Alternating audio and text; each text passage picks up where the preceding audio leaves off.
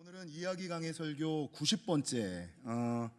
몇 년 전부터 이 마이크가 좀 울리네요. 몇 년 전부터 주일 낮 시간에는 성도님들이 성경에서 꼭 알아야지 되는 사건과 이야기는 있어야 될 것 같아서 이야기 강해 설교를 전하고 있고, 오늘은 그 90번째 시간 구약의 마지막 말씀. 그래서 구약에서 알아야지 되는 꼭 알아야지 되는 말씀을 여러분 90가지 사건을 통해서 여러분 들으셨고, 오늘 제가 이 말씀을 다 끝낼까 그러다가 오늘 한 시간에 요거를 다 하기는 좀 어려울 것 같아서 설교하는 거를 봐서 반으로 나누든가 함께 하던가, 이번 주나 다음 주에는 구약의 이야기 강해 설교가 끝나고 중간기에 대한 이야기를 잠깐 한 후에 다시금 신약의 말씀을 전하고자 합니다. 여러분, 이야기 강해 설교 90번째 오늘 주시는 하나님의 말씀은 지혜서 이야기입니다. 여러분, 지혜서의 말씀을 우리가 듣기 전에 기억하고 주의해야지 되는 것이 몇 가지가 있는데, 첫 번째는 오늘 우리가 지혜서라고 부를 때 이 지혜서는 카톨릭 제2경전에 있는 지혜서와는 다른 것이다. 여러분, 카톨릭이 가지고 있는 성경과 우리 개신교가 가지고 있는 성경이 다르다는 것은 다 아시죠? 우리가 가지고 있는 성경은 구약 39권, 신약 27권, 66권으로 되어 있는데, 카톨릭이 가지고 있는 성경은 신약은 우리와 동일하게 27권이에요. 근데 구약이 조금 다른데, 구약에는 66권 외에 7권의 성경을 더하였어요. 우리가 가지고 있는 39권의 성경 외에 7권의 성경을 더하였으니까 43권 정도가 되겠죠. 43권의 성경을 가지고 있고, 이 붙였던 이 7권의 성경을 제2경전이라는 말로 부르고, 이 제2경전 안에 지혜서라는 성경이 있어요. 근데 제가 오늘 설교하려고 했던 이 지혜서는 이 카톨릭 제2경전에 있는 지혜서와는 다른 것이다. 이것에 대한 이해를 먼저 가지셔야지 되고요. 여러분, 오늘 지혜에 대한 이야기를 할 때 또 기억해야지 되는, 또 주의해야지 되는 두 번째는, 성경이 말하는 지혜는 우리가 흔히 말하는 지식과 다르고, 성경이 말하는 지혜는 세상의 지혜와 다르다라는 것입니다. 고린도전서와 에베소서, 야고보서는 지식과 지혜를 다르다라고 이야기를 하고 있고요.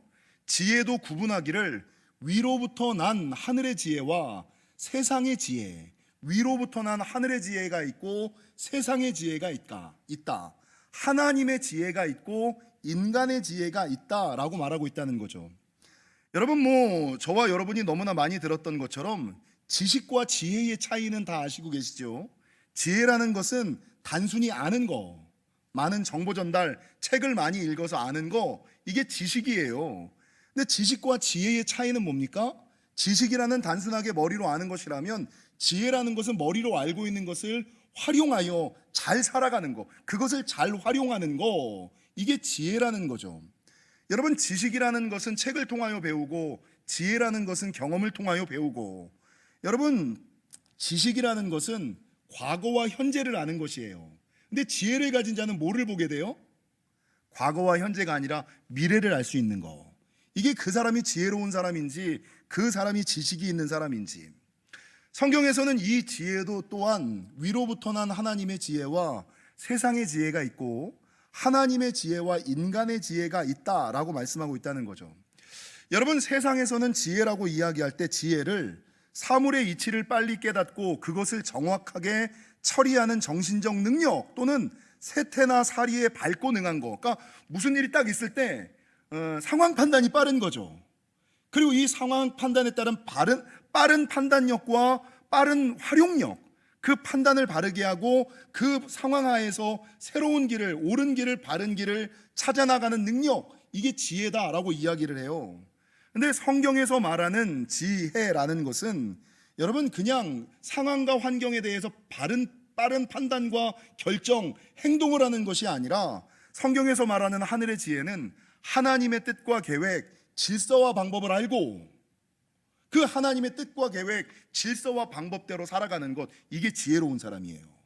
그러니까 세상에서 말하는 지식, 세상에서 말하는 지혜와 성경에서 말하는 하늘의 지혜와는 전혀 다르다는 것이죠. 여러분, 일반적으로 세상의 지혜는 지식이나 경험에서 얻는 것이라면, 성경에서 말하는 위로부터 난 하나님의 지혜는 어디서 얻을까요? 예, 그것은요 하나님이 주시는 은혜로 말미암아 얻어지는 거예요.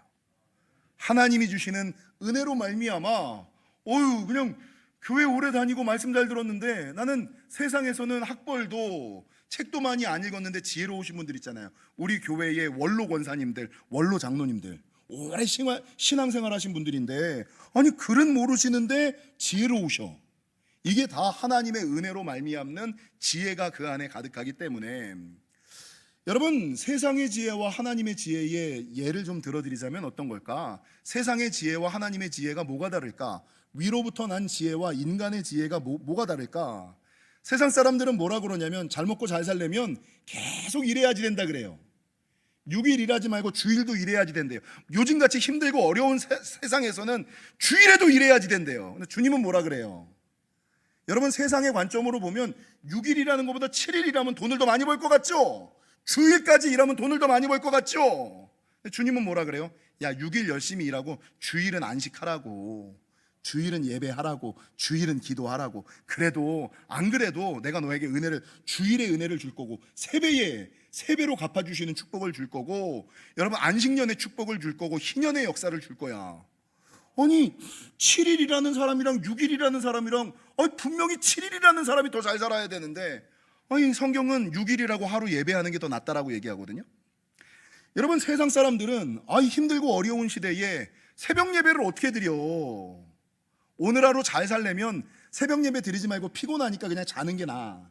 아니 새벽 예배를 드려도 굳이 우리 하나님은 무소부지하신 하나님인데 굳이 성전까지 가서 드릴 필요가 있어? 그냥 집에서 그냥 눈 뜨고 일어나서 있는 자리에서 드려도 되지. 근데 주님은 뭐라 그래요? 아니죠. 피곤하고 세상 사람들은 육체의 피로 때문에 아침잠 푹 자고 하루 일 열심히 하는 것보다 하나님은 야 조금 힘들고 어려워도 새벽을 깨워 기도하고 하루를 하나님께 맡기고 의탁하고 인정하고 나아가는 게 더 잘 사는 길이야. 이 세상의 지혜와 하나님의 지혜가 전혀 다르죠. 여러분 세상의 방법과 하나님의 방법의 가장 대표적인 것은 물질관, 재정관에서 와요. 세상 사람들이 잘 먹고 잘 살기 위해서 부자 되기 위한 방법은 뭐예요?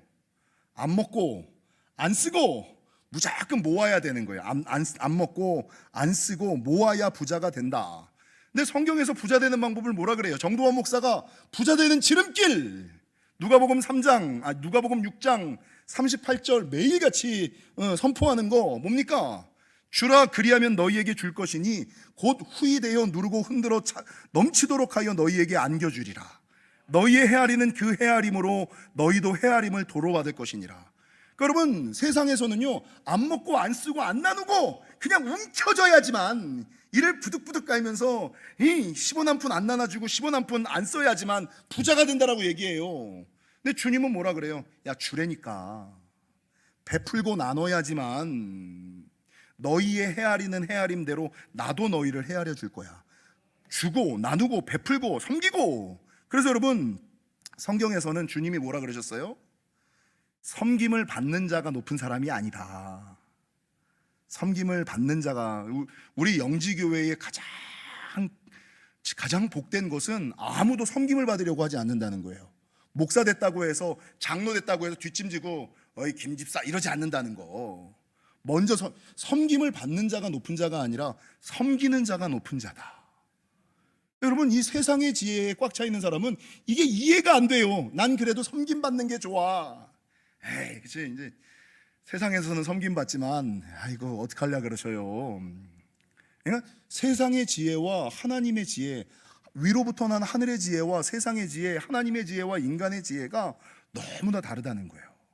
그래서 그 사람이 지혜로운 사람이다 라고 이야기할 때 여러분 그 사람은 지식이 많은 사람이 아니라 세상에 지혜가 있는 사람이 아니라 인간의 지혜가 있는 사람이 아니라 위로부터 난 하나님의 지혜, 하나님의 지혜로 하늘의 지혜로 가득 찬 사람임을 우리가 지혜롭다, 지혜를 꿈꾼다라고 생각할 때 이거를 기억하셔야지 돼요. 여러분 세 번째 지혜에 대해서 이야기하면서 기억해야지 되는 것은 그러면 오늘 설교에서 얘기하는 지혜서는 뭐냐? 카톨릭 제2경전의 집회서도 아니고 세상의 지혜를 이야기도 하는 것도 아니라면 오늘 본문에서 말하는 지혜, 오늘 본문에서 말하는 지혜서라는 것은 무엇일까? 저랑 성경 가이드 학교를 해보신 분들은 아시겠습니다만 우리가 가지고 있는 성경을 구약을 네 부분, 신약을 네 부분으로 나눠요. 구약은요, 율법서, 역사서, 그리고 시가서, 예언서. 율법서라는 것은 모세오경, 창세기, 출애굽기, 레위기, 민수기, 신명기, 이게 모세오경을 율법서라 그러고요. 그 다음에 여호수아부터 역대하, 여기 이스라엘의 역사를 다룬 것은 역사서. 그리고 그 다음 욥기, 잠언, 욥기, 시편, 잠언, 전도서, 아가서, 요거를 시가서라 그래요. 그리고 그 다음부터 이사야부터 말라기까지 나오는 것을 선지자들의 예언을, 하나님의 예언을 담은 성경이라 그래서 예언사라 그래요. 그래서 구약을 네 가지로 나누고요. 신약도 동일하게 네 가지로 나뉘어요. 마테마가, 누가, 요한복음을 복음서라 그러고요. 사도행전을 역사서, 초대교회의 역사를 담은 역사서, 그 다음을 바울과 베드로의 편지들을 기록한 서신서, 그리고 요한계시록을 예언서라 그래요. 근데 여기 이 구약을 네 가지로 나눌 때 시가서, 욥기, 시편, 잠언, 전도서, 아가서, 요 시가서의 또 다른 이름이 지혜서예요. 그래서 여러분, 요게 왜 지혜서일까? 하늘의 지혜를 얻기를 원한다면, 하나님의 지혜를 알기를 원한다면 특별하게 무슨 책을 읽어라? 욥기, 시편, 잠언, 전도서, 아가서, 요거를 이제 지혜서라 그러고요. 굳이 요 시가서에서 예언서를 더 강하게 얘기를 하자면 시편과 아가서를 뺀 욥기, 잠언, 전도서, 요 세 가지를 지혜서라고 이야기한다. 근데 그냥 제가 여기서 말하는 지혜서라는 것은 그냥 쉽게 시가서, 욥기, 시편, 잠언, 전도서, 아가서, 이 5권이 하나님의 지혜를 알 수 있는 성경이다. 하늘의 지혜, 영안이 열리기를 원하신다면, 하나님과 친밀한 동행을 하기를 원하신다면 어느 성경, 물론 다 읽어야 되겠지만 그 중에서도 가까이 읽어야지 되는 성경 말씀이 욥기, 시편, 잠언, 전도서, 아가서. 그러면요, 여러분, 왜 하나님께서는 성경에 지혜서를 기록해 놓으셨을까요? 욥기, 시편, 잠언, 전도서, 아가서, 이거의 기록 목적이 뭘까? 이 기록 목적이 뭔지를 좀 알 필요가 있어요. 여러분 아시는 것처럼 오늘 성경을 기록한 이 전도서, 아가서, 잠언, 시편의 일부, 이거를 쓴 사람이 누구예요? 솔로몬이거든요. 솔로몬. 오늘 본문에 보니까 다윗의 아들, 예루살렘의 왕, 전도자 솔로몬이 쓴 거거든요. 근데 솔로몬이 왜 시편의 일부, 시편의 가장 많은 부분, 그리고 잠언, 전도서, 아가서를 썼을까? 지혜 문학을 썼을까? 여러분, 인류 역사상 가장 지혜로운 사람이 누구예요? 솔로몬이잖아요. 인간 중에 가장 지혜로운 사람이 솔로몬. 아시는 것처럼 솔로몬의 위대한 판결 아시잖아요. 이 솔로몬. 근데 이 솔로몬이 지혜서를 쓴 이유와 목적은 뭐냐면, 열왕기상 11장에 보니까 솔로몬도 왕이 되고 나서 왕으로서 좀 오래 살았어요. 살 만큼 살고 책도 읽은 만큼 읽고 알 만큼 아는 나이가 됐어요.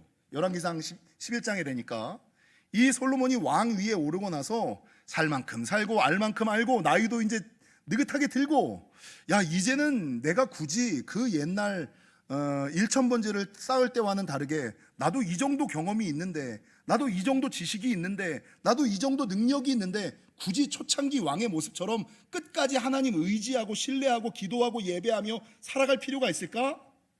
이 정도 살았으면 좀 편하게, 그래도 이제 알 만큼 알고 살 만큼 살았으니 좀 편하게 살아도 되지 않을까? 라는 생각이 솔로몬의 머리에 들어와요.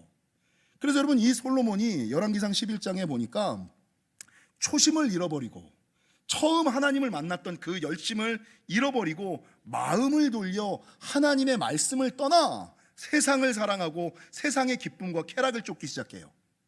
초심을 잃고 하나님의 말씀을 떠나 세상을 쫓아 세상의 기쁨과 쾌락을 쫓는 삶. 이제 누가 뭐라 그러는 사람이 없잖아요.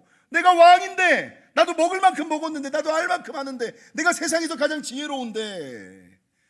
여러분, 어느 정도였냐면 저와 여러분이 너무나 잘 아시는 것처럼 이 솔로몬의 후궁이 700명, 첩이 300명, 거기에 정부인은 따로 있어요. 여자를 1000명이나 두고 자기가 하고 싶은 대로 막 하고 살아. 근데 하나님께서 꿈에 2번이나 나타나, 야, 너 그렇게 사는 거 아니야 라고 얘기했음에도 불구하고 솔로몬이 자기도 이제 알 만큼 알고 살 만큼 살고 다닐 만큼 다니고 가질 만큼 가졌다는 이유만으로 꿈에 직접 나타나셨던 하나님의 음성을 안 들어요. 하나님께서 열왕기상 11장에 어떻게 하십니까? 여러분, 솔로몬의 왕위를 뺏어서 그의 신하에게 줘버리시잖아요. 그리고 이 솔로몬이 나이 들어서 하나님이 은혜를 허락해 주셔서 자기가 그 중년의 나이에 아이고 내가 실수했구나, 죽음을 눈앞에 두고, 오늘 전도서가 쓰인 게 이제 죽음을 눈앞에 두고 노년이거든요. 죽음을 눈앞에 두고 하나님께 돌아갈 그 순간이 딱 되니까 내가 청년 때 왕이 될 때는, 처음 직분 받을 때는 그렇게 순수하고 열심히였는데 교회 한 2, 30년 다니고 이제 집사 되고 권사 되고 장로 되고 나니까 아이고 내가 하나님 초심 잃어버리고 하나님의 말씀을 떠나 세상을 쫓았구나, 아이고 내가 실수했구나. 그 세상의 그 모든 기쁨을, 세상의 그 모든 쾌락을 다 누리고 나니까 하나님 앞에 가는 그 순간이 딱 되니까 아이고 이거 잘못된 거구나, 내가 큰 실수를 했구나, 아이고 내가 그때 좀 더 조심했어야지 되는데, 꿈에 나타나셨던 하나님의 음성을 들었어야지 되는데, 선지자의 말을 들었어야지 되는데 아이고 내가 실수했구나. 그래가지고요, 노년에 나는 그런 실수의 길을 걸어왔는데 너희들은 그렇게 실수하면 안 돼. 야, 믿음 있는 나, 가장 지혜로운 나도 한순간 초심 잃어버리니까, 하나님의 말씀을 떠나니까 세상을 쫓았더니 나도 그냥 전락하는 인생으로 바뀌어버렸어. 나는 그렇게 살았을지 몰라도 내가 가져보고 누려보고 먹어보고 다 해봐도 이 모든 것이 헛되고 헛되며 헛되고 헛되니 모든 것이 헛된 거야. 그러니까 너희는 그렇게 살면 안 돼. 이럴 목적으로 기록한 것이 오늘 전도서예요.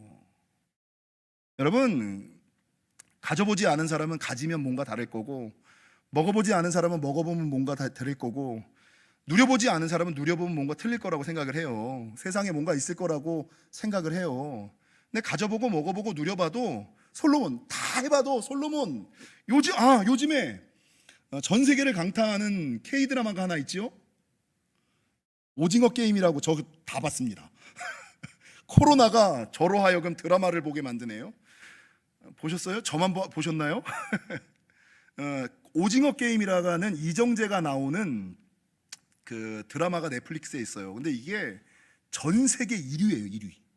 전 세계에서 가장 많이 보는 드라마 1위. 미국 사람들도 1위고 유럽 사람들도 가장 많이 보고. 근데 이 드라마의 내용이 뭐냐면요, 세상에서 모든 부와 명예와 권력을 가져본 사람들이 가져보고 나니까 재미가 없는 거야. 가져보고 나니까 재미가 없는 거야. 그러니까 야, 돈이 아무리 많아도 이게 재미가 없네. 아무리 좋은 것을 먹어도 기쁨이 없네. 뭔가 좀 더 재밌는 거 없을까를 생각하다가 여러분, 인간의 생명을 가지고 장난치는 게임을 만든 거. 그래서 이 영화의 뒷부분에 뭐라 그래요? 가장 많이 가진 사람과 갖지 않은 사람의 공통점, 인생을 살아가기 힘든 것이다, 이렇게 얘기를 하거든요. 이 사람의 고백이, 가져본 사람들, 누려본 사람들은 동일하게 솔로몬처럼 뭐라고 고백해요? 헛되고 헛되며 헛되고 헛되니 모든 것이 헛되도다. 근데 가져보지 않은 사람들은 그 헛된 것을 그냥 추구하려고 막 그렇게 하고 있다는 것이죠. 여러분, 솔로몬은요, 성도들이 자신과 같은 실수를 하지 말라고 자신의 실수와 고백, 자신의 인생을 뭘로 남겼냐면 시편으로 남겼어요. 야, 내가 살다 보니까 이런 일이 있었는데 이런 때 이랬어. 이게 시편의 기록, 솔로몬의 시편이에요. 여러분, 인생의 헛됨, 야 내가 가져보니까 누려보니까 먹어보니까 이거 별거 아니더라, 인생 별거 없어, 인생 무상, 인생 허상이야 라고 얘기하는 것이 전도서. 그렇기 때문에 세상에서 가지라고, 세상에서 누리라고 추구하는 그것들 추구하지 말고 하늘에서부터 난 지혜, 하나님의 지혜를 가져야지 돼. 하나님의 지혜를 갖는 방법이 이거야 라고 기록한 것이 잠언.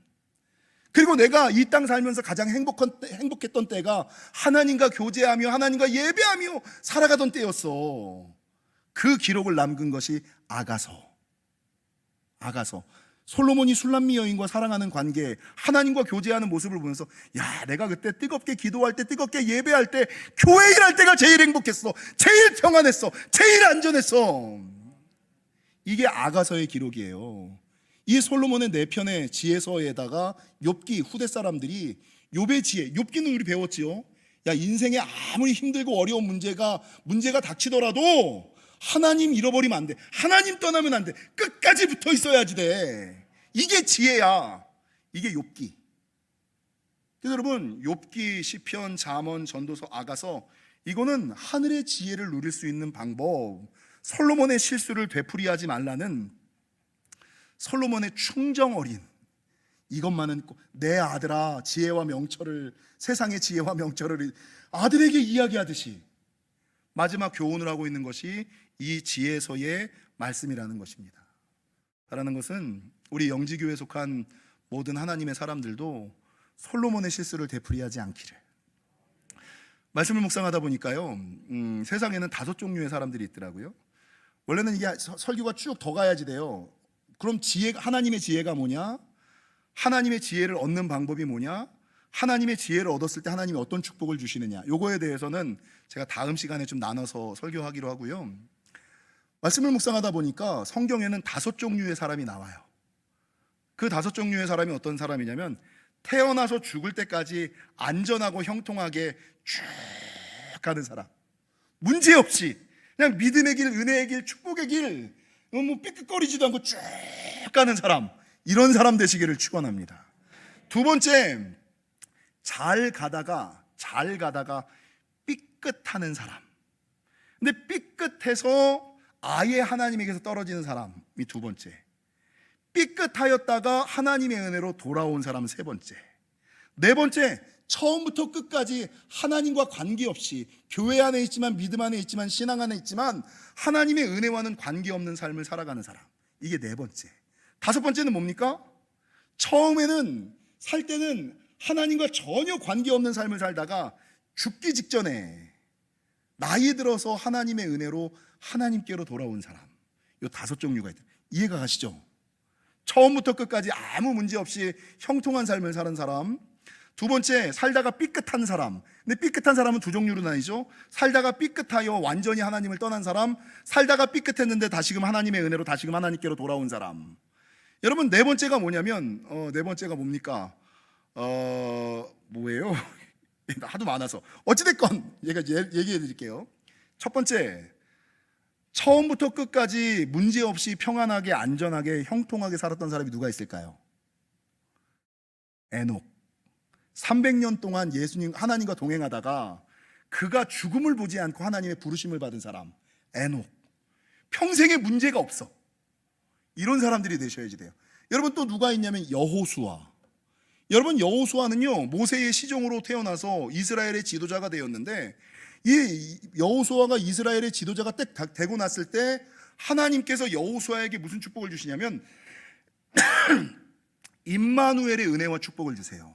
내가 어디를 가든지 무엇을 하든지 누구와 있든지 간에 내가 너와 함께 할 것이라, 형통할 것이라.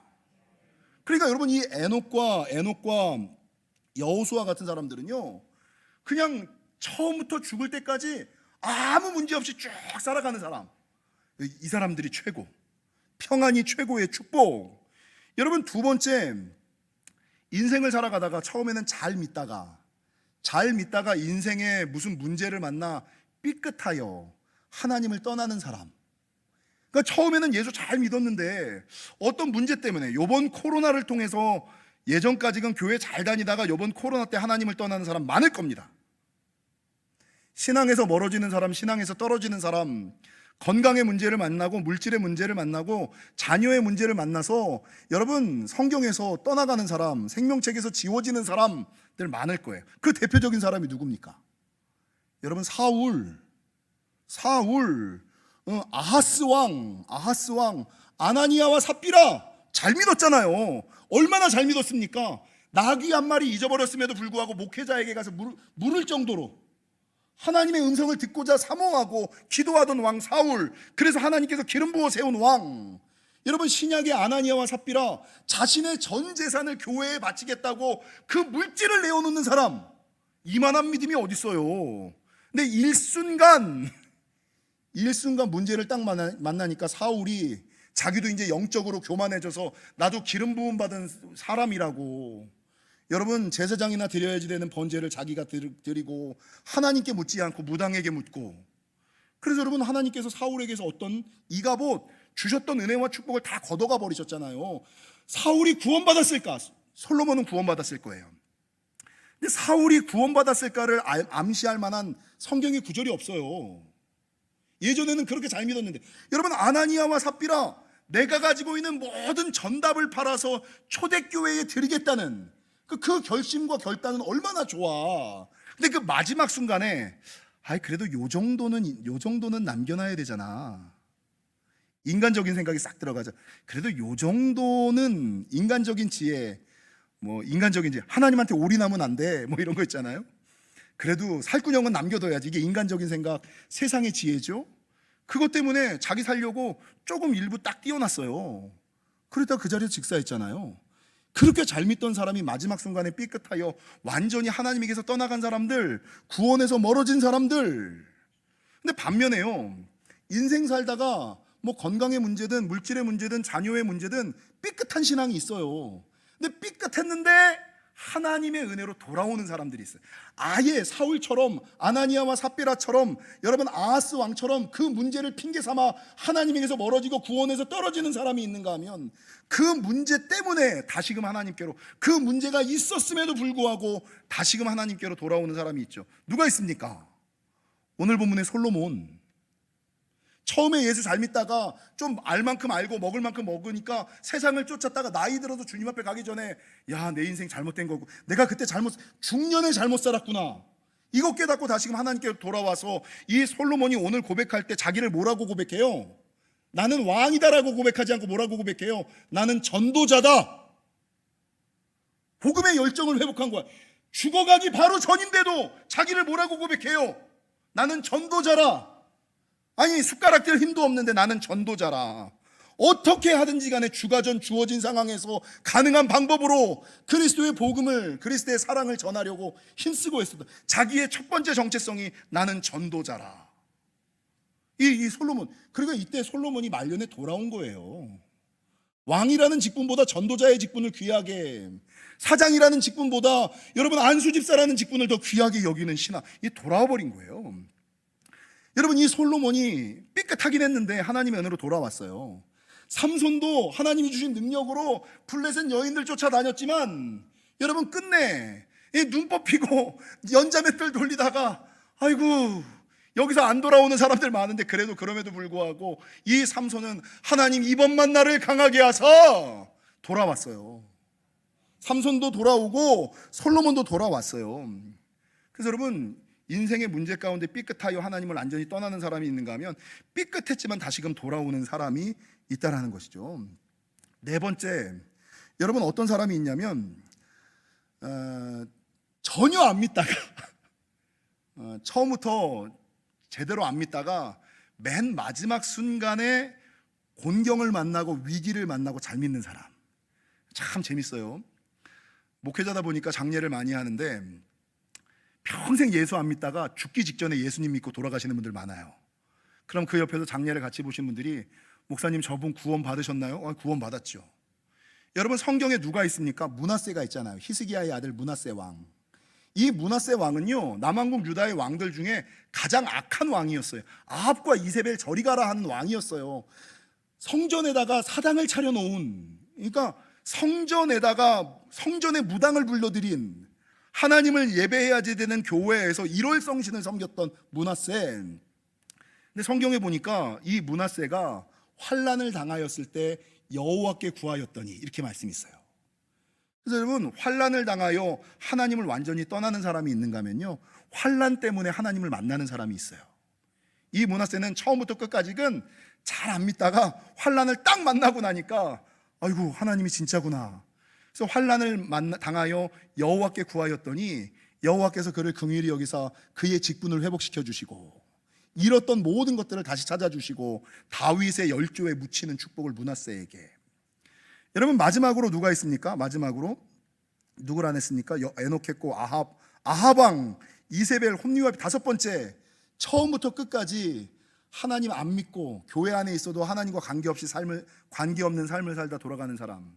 이게 누구냐면요, 아합왕, 이세벨, 홈리와 비느하스. 홈리와 비느하스는 제사장이었죠. 근데 처음부터 끝까지 제사장이었어도 그 사람은 하나님과 관계없는 사람이었어요. 여러분, 아합 왕, 여러분 북왕국 이스라엘의 왕이었지요. 근데 그럼에도 불구하고 그는 처음부터 끝까지 하나님과 관계없는 삶을 살아갔던 사람이에요. 다섯 종류의 사람. 처음부터 끝까지 문제없이 하나님을 잘 섬기는 사람, 처음부터 끝까지 하나님을 부정하는 사람, 삐끗하여 하나님을 떠나는 사람, 삐끗하였지만 다시금 하나님께로 돌아오는 사람, 처음에는 이상하게 믿다가 맨 마지막에 므낫세처럼 하나님께로 돌아오는 사람. 이게 인간의 5가지 유형이에요. 신앙의 여정이에요. 여러분은 어디에 속하시고 어디에 속하셨으면 좋으시겠어요? 하나님이 가장 많이, 축복은요 에녹과 여호수아 같은 사람이 제일 복받은 사람이에요. 근데 하나님이 가장 많이 사용하시는 사람은 삐끗했다가 돌아오는 사람. 삐끗했다가 돌아오는 사람. 그러면 하나님께서 이 삐끗했다가 돌아오는 사람을 하나님이 더욱 사용하시고 하나님의 입이 되는 축복을 주시고 노성벽의 역사를 주세요. 가장 복받은 사람은 뭐예요? 평생 예수 믿지 않다가 마지막 순간에 환난을 당하여 므낫세처럼 하나님 믿고 구원받고 천국 가는 사람. 이게 제일 좋은 사람. 제일 안타까운 사람은 뭐예요? 제일 안타까운 사람, 처음부터 예수 안 믿고 막 살다가 지옥 간 사람보다 제일 안타까운 사람, 예전엔 예수 잘 믿었었는데 환난을 당하여 인생이 삐끗하여 하나님 떠난 사람들. 이 사람들이 정말 많습니다. 눈에 보입니다. 옛날에는 교회에서 여전도 회장도 하고 여신도 회장도 하고 이 일도 하고 저 일도 하고 저 직분도 하고 그 직분도 했는데 안 보이는 사람들. 그 사람들, 교회 일을 기쁨으로 생각하지 않고 살아가는 사람들, 이런 사람들이 많다는 거죠. 사랑하는 성도 여러분, 지혜서, 솔로몬이 왜 이 지혜서를 썼을까? 나와 같은 실수를 하지 말아라.